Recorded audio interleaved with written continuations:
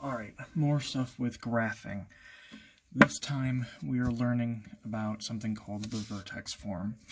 Up until now, we have been working with what is called the standard form, but there are other ways to get our numbers so that we can create a parabola like this.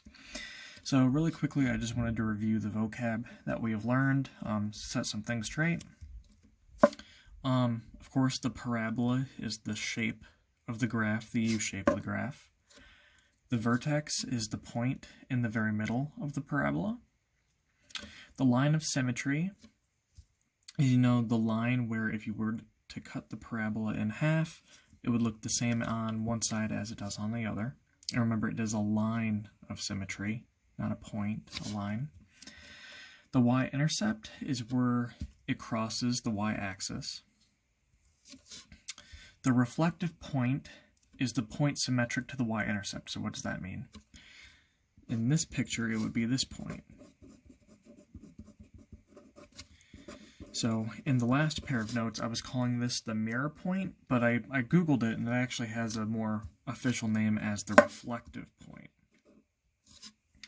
So basically what you do is you find the y-intercept point, and then the point that would be the same on the other side of the line of symmetry, that is called the reflective point. Okay, I was calling it the mirror point.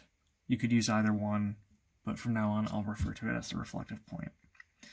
And lastly, there are the x-intercepts, which is where the parabola crosses at the x-axis.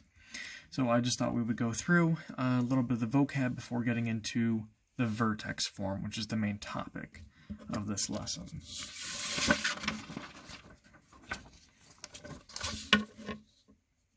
Alright, so the vertex form of the equation is a little different from the standard form. You see right here I wrote down the standard form of the equation, which is the ax squared plus bx plus c. The vertex form is this.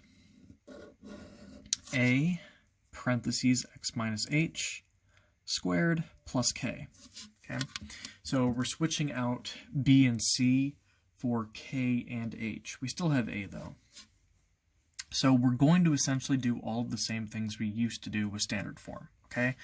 We're still going to decide if it goes up or down. We still need to find the vertex. We still want to find the line of symmetry, the y-intercept, the reflective point, and now we're going to find the x-intercepts as well. So step 6 kind of replaces our last step from the standard form. With standard form, our last step was, alright, choose any random x, find a y, that's your last point on the graph. Now, our last points will be the x-intercepts, whatever those might be. So let's just actually go through this and see how we work through the vertex form of this equation, because it's actually pretty simple. I think it's actually easier than the standard form. So, step 1 is to decide if the parabola opens up or down. We do this the exact same way as we did with the other equation. You look at A, and if it's positive, it's up. If it's negative, it's down. So in our equation here, y equals negative 2 times x plus 1 squared plus 4. A is right in the very front. So A